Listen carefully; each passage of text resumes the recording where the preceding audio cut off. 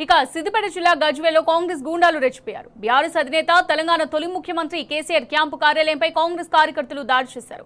Camp కార్యాలయం కిటికీలు ధ్వంసం చేసి ఫర్నిచర్ను పాల్గొట్టారు. ఇక దీనిపై స్పందించడానికి ఫోన్లో సిద్ధంగా ఉన్నారు ఎమ్మెల్యే మాధవరం కృష్ణారావు గారు. రైట్ కృష్ణారావు గారు, చెప్పండి, మరి ఎమ్మెల్యే క్యాంపు కార్యాలయంపై కాంగ్రెస్ గూండాల దాడిపై మీ స్పందన ఏంటి? నమస్కారం అండి. ఇప్పుడు గుండాలంటే వీళ్ళు తెలంగాణ రాష్ట్రం మీద దాడి చేసినట్టే.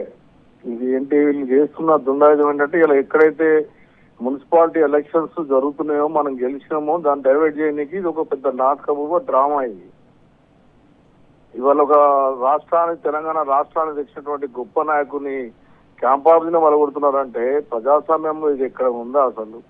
ఇంత భయంకరంగా ఎక్కడ చూసినా అక్కడ రౌడీజం, గుండాయిజం. ఇదే గుండాయిజం మేము చేస్తుంటే తెలంగాణ రాష్ట్రంలో ఒక కాంగ్రెస్ వారు మెలుగుతున్నారా?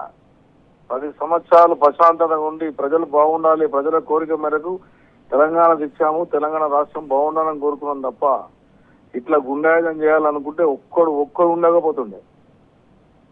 తెలంగాణ రాష్ట్రంలో కాంగ్రెస్ పార్టీ కనబడకుండా పోతుండే. కానీ ఆ పని మేము చేయలేదు.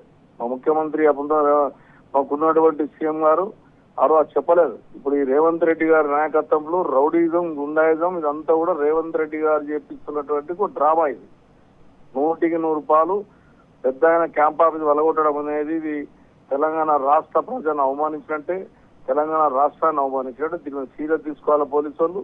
లేదనుకుంటే రేపు జరగబోయే పరిపాలనకు ప్రభుత్వం బాధ్యత వహించవలసి వస్తుంది. Right, thank you sir.